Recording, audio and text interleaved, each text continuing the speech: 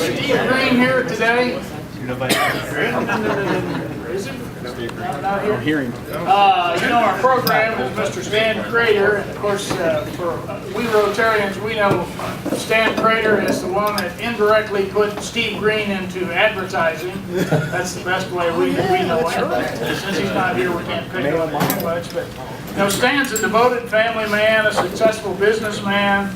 He loves to travel. He's a great photographer, and he's an author and a blogger. But you always try and come up with something that's real interesting to say about someone, and I found this on his blog, and he says, Stan created the bucket list long before the movie. His collection of stories has continued while achieving items on his list.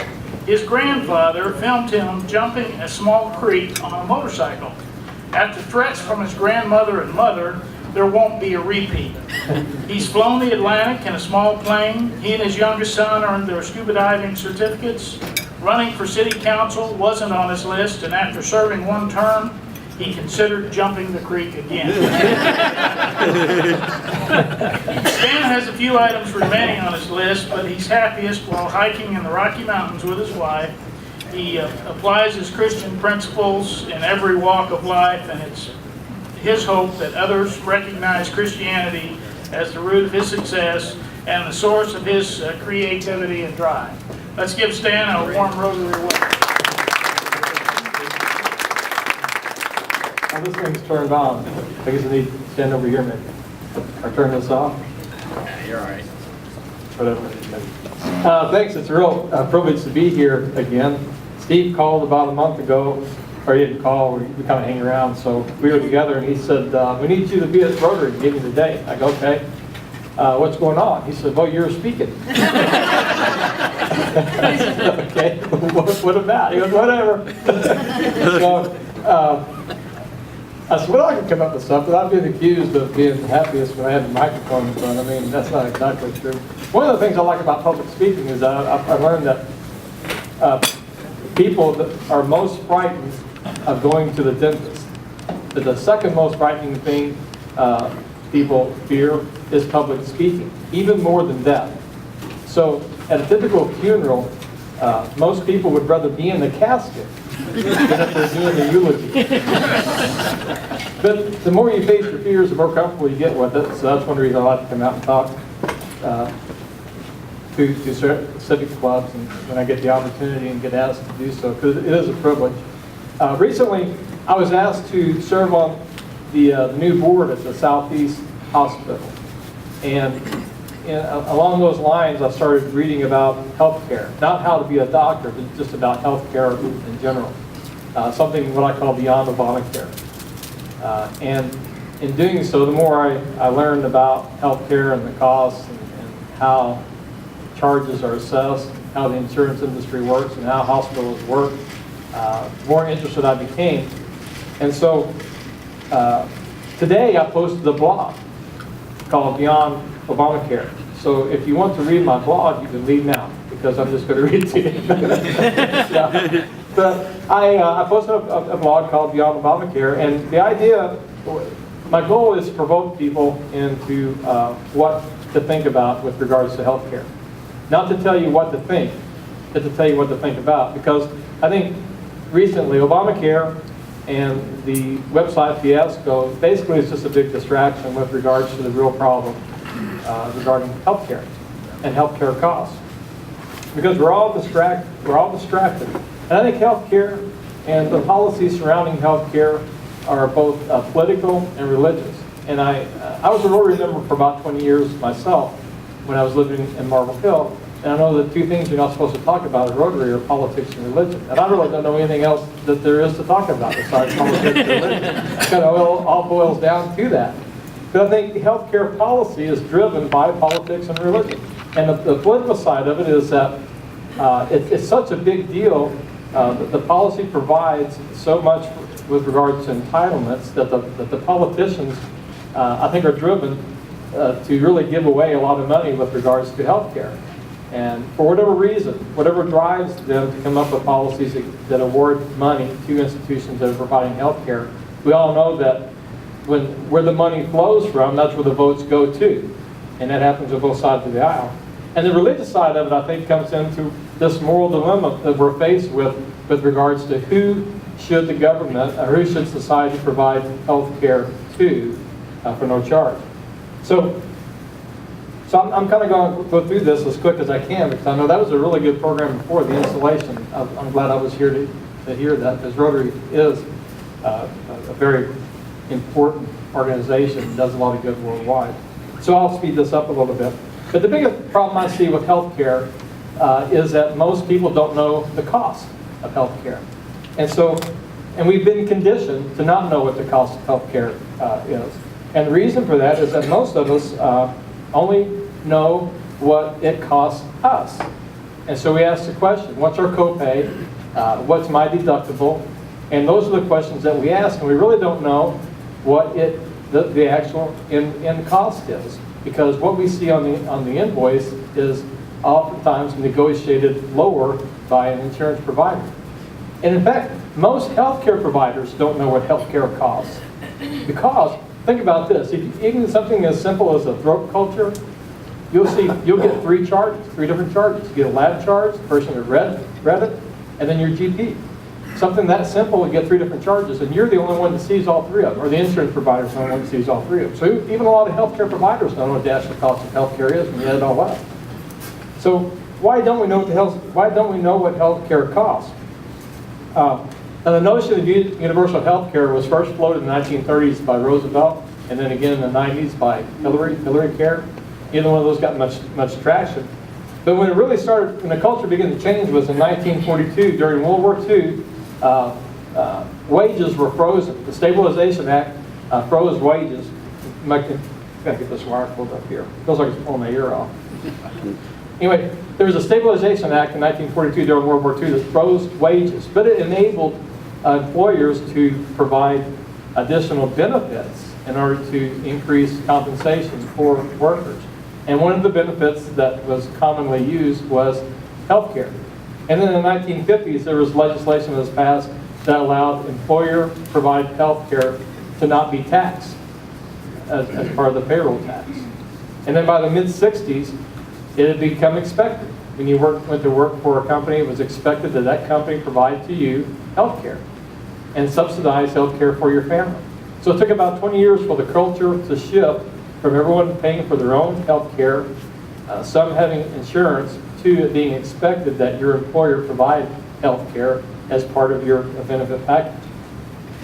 So what is the cost of health care? We finally get to what is the cost of health care, and that's the better question. This is one measure of cost is the impact. It's estimated that 50% of all personal bankruptcies in the U.S. is caused as a result of a health care expense.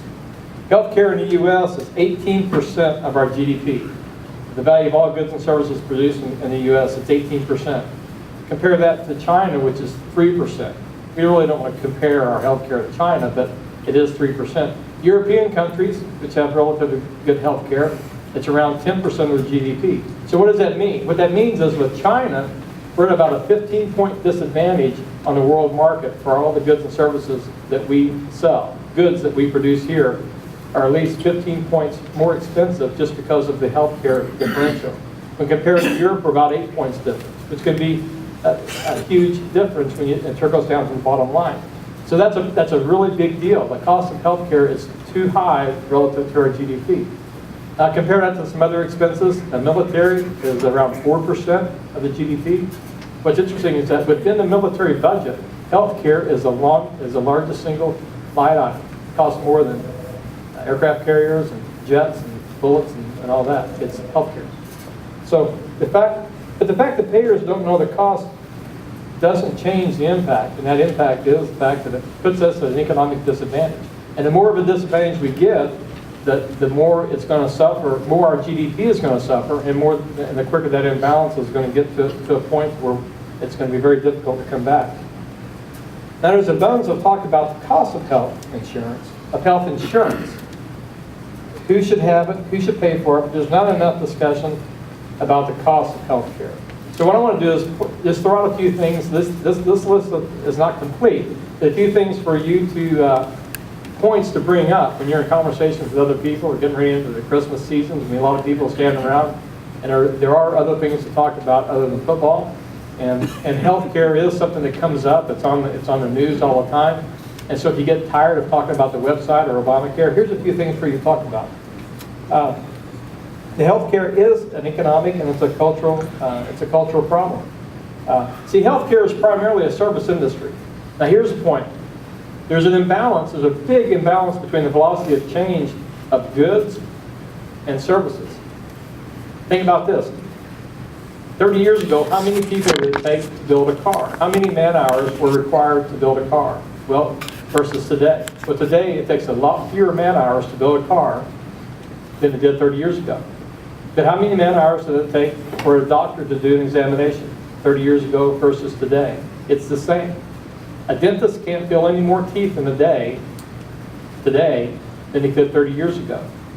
But when we compare the cost of healthcare to the cost of an automobile or the cost of clothing or the cost of things that are mass-produced, the things where more efficient processes have allowed the cost to go down, it seems like the cost of healthcare has gone way up.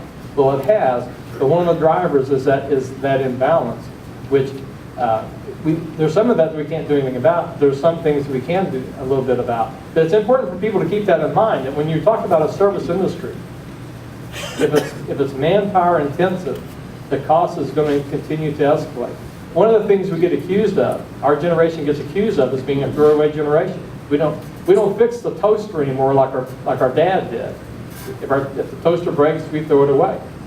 Well, one way to solve that problem is to raise the price of toasters to about 50 bucks. Then we'll start fixing them again. Or we can continue to have the price of toasters be $10 or $15, and we can throw away and buy a new one. I like the better solution, or the present solution, where if something inexpensive breaks, we just go. This isn't because we're lazy or stupid. It's just because of that cost of that velocity of change and balance that has occurred, and it's going to keep happening that way. So don't think bad because it's cheaper to buy something new than it is to fix it. It's not because you're lazy. It's because the new stuff has gotten really cheap comparative to the value of your time. Now the other is defensive medicine. There's a lot of talk about tort reform, and it's easy to say, gosh, if we wouldn't have all these malpractice insurance claims, the cost of the doctors and malpractice insurance would go down. So we need tort reform. Tort reform is the answer. Tort reform is not the answer. It is a contributor, and we do need tort reform. The problem is this: in states where there has been significant tort reform, like Texas, that have had it for a couple of years, there hasn't been a significant change in the way doctors practice. So what has happened is that we have a generation of doctors who have begun practicing medicine, defensive medicine, and that's really the only way they know. And so even if we had major national tort reform, or every state had tort reform today, it could be a generation, it could be a decade before we saw significant changes at the level where doctors practice, because habits are hard to break. And also, a lot of doctors are just afraid of cases going to the Supreme Court and getting reversed. So the law may say one thing, but the Supreme Court may determine it's unconstitutional, depending on the Supreme Court in the state and federal level. So don't look for tort reform to be the answer. The other thing that's what's going on now, and we see it here, is hospitals buying up doctors' offices. And what's happening, and that's not always a bad thing. It can be a good thing, because when you have several doctors' offices around an area, and then you have a couple different hospitals, what you have are several different silos of costs, several different silos of capital investment. So when hospitals buy up a doctor's office, what it does is it allows them to spread out the cost of capital investment and investing in devices that are going to lower the overall cost of healthcare when that's done, if it's done properly. And it can get they can get rid of some of these unnecessary costs. I call them conspicuous unnecessary costs. An example of that is the advertising. I wonder how many people in the room here think that two hospitals do too much advertising. Well, if you reduce those systems, then maybe there's going to be less advertising. There's a lot more unnecessary expenses that can be squeezed out of the system when they join forces. An example of this, something that a hospital group combined with doctor's offices can do, is telemedicine. That's one thing that could help drive the cost of healthcare down. That's just one example. Telemedicine, how would that work? Well, the way that would work is is a specialist would be able to do an exam in a GP's office. So you go see a general practitioner and you have a problem with your knee or your shoulder or something like that. He says, well, we need to get you an appointment with so-and-so. Well, that's going to be like a month away because they got to get you an appointment. It's got to work with your schedule. And you go see the specialist and he looks and nods and said, yeah, your GP was right. You need to have this or that done. Well, through telemedicine, that can be done in the GP's office. You get the specialist on the tube, and they can do the exam, remote exam. All they have to have is an experienced medical practitioner where the camera is. And then a lot of those, not all of the exams, it's not going to be a total solution, but a lot of the exams can be done that way. And it can be done in emergency situations too, where there's a car wreck, say in Poplar Bluff or Dexter, and the question is, does this person need to be rushed to Cape or to St. Louis? To telemedicine, some of those exams can be done in the ambulance and save a lot of time, maybe save some lives doing that as well. So that's just one of the examples that can happen when groups go together. There's a lot of inexpensive solutions being floated around that aren't being adopted for a number of reasons. There's a really good book out called The Creative Destruction of Medicine. It's written by Dr. Eric Topol. And Topol is known for being in a group that has invented a lot of innovative devices. One of the things he's invented is a harness that you can put on yourself, hook it to your iPhone, and then he can do an electrocardiogram remotely. And that iPhone sends it right to his system.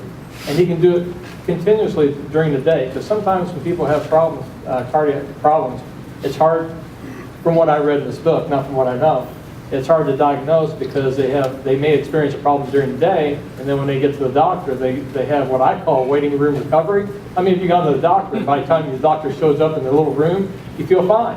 How you doing? I'm fine. Why did you come? I don't know. My wife sent me, she said, you come see you. I call it waiting room recovery. Well, it happens a lot with heart patients too.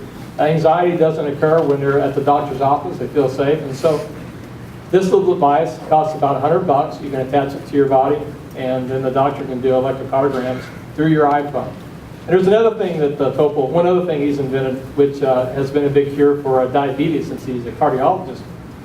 He can inject this small little bead just under the skin on your belly, and then on your iPhone it gives you a glucose reading. And so while you're eating, you can see your glucose go up and down. And the reason he developed that is that he would have patients that come in, they were a little bit overweight, maybe a lot overweight, ask them about their diet. He'd write it down. Then he'd give them a tablet. It's okay for the next week. I want you to write down everything you eat. And then when they show back up, what they told him they'd been eating was a lot different than what they actually ate. So he said, okay, let me do this. And if they would go along with it, he would insert this little bead into their subcutaneous tissue in their stomach. And he would get the reading through their iPhone. It was sent it to him, so they'd come back in a couple weeks and see him. He'd show them the graph. Okay, where were you at 5:30 Friday afternoon? Well, I was at El Torrero's. Well, dang. You can see how you must have been eating nachos or something, because and so by doing that, by giving instant feedback, people are able to lose weight. This kind of leads me to the next thing I want to talk about, and that's where to get the health care down, the government is not going to be able to do it for us. Hospitals are not going to be able to do it for us, or doctors. Each of us have to take responsibility through preventive practices. Now, if there's one thing good about Obamacare, or the Affordable Health Care Act, however you want to call it, is it does call and allow for discrimination, lifestyle discriminations. Ones that went into effect this October was tobacco. You use tobacco as an employer, I can charge you more for your health care. Insurance providers can charge you more if you use tobacco. And the next one that's in there too is obesity. Now, they haven't figured out how to regulate that because no one can really define what obesity is. And these body mass index charts are really kind of messed up because two people the same height can vary in weight 50 pounds, and the heavy guy can be a muscle-bound guy, and the lighter guy can be out of shape and really a bigger risk. So once they get the BMI chart figured out how to determine that, there will be a discrimination based on obesity and your weight as well. But our lifestyles, we're going to have to take responsibility with our own lifestyles. The other thing is that as payers of healthcare, we're going to have to learn how to shop for healthcare. And one of the things that's going to come out of hospitals buying doctors' offices is it's going to allow for the feasibility of doctors' offices and hospitals to provide metrics that payers, that's us, patients can use to shop around. And the metrics that they're going to have to show us is as we begin to shop and get smarter with our health care, it's going to be, okay, once I get sick, when I call a doctor's office, how quick can I get in to see a doctor? That's one metric. Once I'm in the doctor's office, how long do I wait before I get before the doctor actually sees me? Does he see me on time, or does he see me at 10:30 for a 9 o'clock appointment? And how accurate is the doctor's diagnosis? How frequently do people go? They're diagnosed right the first time, get the right medication? All of those metrics are the things that are going to begin to be reported, and things that we're going to, as patients, as payers, we're going to be able to evaluate where the best value for our health care is. The other thing that's going to occur is with hospitals, with major types of surgeries like spine and heart surgery. Walmart's already doing this. We're going to be able to shop. Once those metrics are easily available, we will be able to shop for the best value in healthcare. If you work at Walmart, you may know this, there's only about 5 hospitals. There are about 5 hospitals in the whole U.S. that if you have a certain type of spine surgery or heart surgery, you can go to. All expenses are paid, and they'll pay all your expenses to take a family member along with you as well to one of these 5. Because they make deals with hospitals that have the best value, the hospitals that have the best results and get people back to work the quickest. You're going to see a lot more of that. Hospitals like Southeast and St. Francis can't look at each other as competitors. They're going to have to look at consider every hospital in the U.S. as a competitor with a high-value patient. Heart surgery, spine surgeries are 2 of the highest cost surgeries that there are, and there's a lot of competition for those. And people are beginning to travel now. I know one person that worked at Walmart, they went to Springville. Springville, Missouri is one of the hospitals that are approved by Walmart. Now you can go other places. There's going to be out of network and you'll pay more. But there's going to be more of that. And the other thing is what I call bundling of services. If you go to a doctor and you have a procedure made, let's say an endoscopy, and they go look down your throat, you can't call someplace and say, how much does an endoscopy cost? Well, each provider will tell you what their part is, but the few, if any, nobody in this market can tell you this is what an endoscopy costs from beginning to end. This is what the facility is going to cost, this is what the doctor is going to cost, this is what the lab is going to cost. Bang, one price. And that is precisely the type of thing that's going to happen, that will begin happening, that's going to allow us to shop where we can get that done the cheapest and get the best value. So it's not always price, it's always outcome too. Those are the type of things that are coming and to watch for. Those are the type of things that are going to have to occur to get the cost of healthcare down, because when those metrics are available, it will set up all these providers up to be accountable and to be more competitive. The other thing is really it's not new, that we haven't heard much about. It's a word, epigenetics. Got it out. I practice on my way over here. It's the identification and suppression of genes linked to cancer, diabetes, Alzheimer's, and other hereditary conditions. There are tests you can get that aren't very expensive that will tell you what you are predisposed to, and they're pretty accurate. And that can help you design your lifestyle, design your diet to make you less likely to actually suffer one of the illnesses one of the diseases that you're predisposed to. The problem with epigenetics is that once you have these tests run, health insurance companies they may ask you, have you had one of these screens? And if you have to say yes, and you have to provide the data. So if it says that as a guy, you're probably like 99% likely to have prostate cancer, and they can get it down pretty close, wow, your rates may go up. The other thing too is once you have a fear of that, where's that data going to reside? Is it going to be electronic? Yeah, it's going to be electronic, and are people going to see it? A lot of people are afraid of electronic records. I'm not sure I'm really ready to debate that one way or the other. But I can tell you this, with paper records, you never really know who's seen that. You can make copies, and there's no track of copies made. But with electronic records, there are meta tags. And with meta tags, you can see who all has seen that file. You may not know the name, but you know the system that they're on. So, in another, I'm running real close here, this other is, there's two more. The other is that there should be more emphasis on cure than treatment. Think about this. Most pharmaceuticals get rewarded for treatment. And their profit stream depends on selling you drugs, selling you more and more drugs. It's not a bad thing. I'm not a pharmaceutical basher. But there's no real reward for someone coming up with a cure, because there's no profit stream for a cure. So somehow, organizations, foundations of the government are going to have to come up with ways to provide incentives to companies to come up with a cure rather than those with the treatment. And then there's a moral dilemma between discriminating on predisposed conditions. That's the big talk with the Affordable Health Care Act, is what are we going to do about these people who can't get health care because they have a predisposed condition. There are those who truly are predisposed, and there's nothing they can do about it. They can't help themselves. We need to help them. But then there are others who are predisposed to a condition, and they're not trying to help themselves. So I think people should be free to eat, drink, smoke, whatever they want to, but not at my expense. And that's the moral dilemma that we're faced with, is how to determine who has a predisposed condition that they truly can't help, and who has one that's influenced by their lifestyle. Those who are influenced by their lifestyle, we probably shouldn't do as much for as the other. Think about this. Every system is perfectly designed to achieve the results it gets. The healthcare system that we have today is designed to give us what we're getting today. So we're going to have to change it if we want to get something different. Our healthcare problem is a national problem that has an individual solution. Thank you.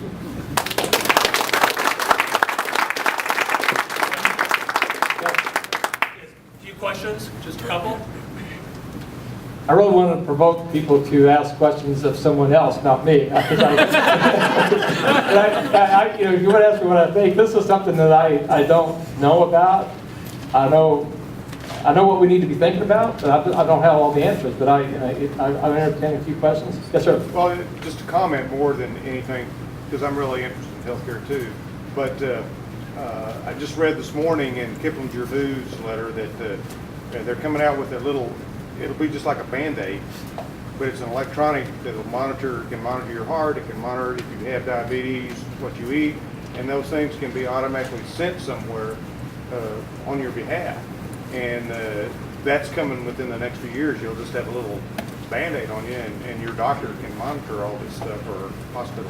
That's probably coming from this group out of San Diego, this Eric Topol's group. That kind of stuff is available. And the fear is it's being sent somewhere. And the somewhere is what has people kind of perplexed a little bit. But those are the type of devices we need instant feedback, and we're going to have, it's an individual problem. We have individual solutions here for this national problem, and we're all going to have to take responsibility. More? Anybody? All right. Thank you.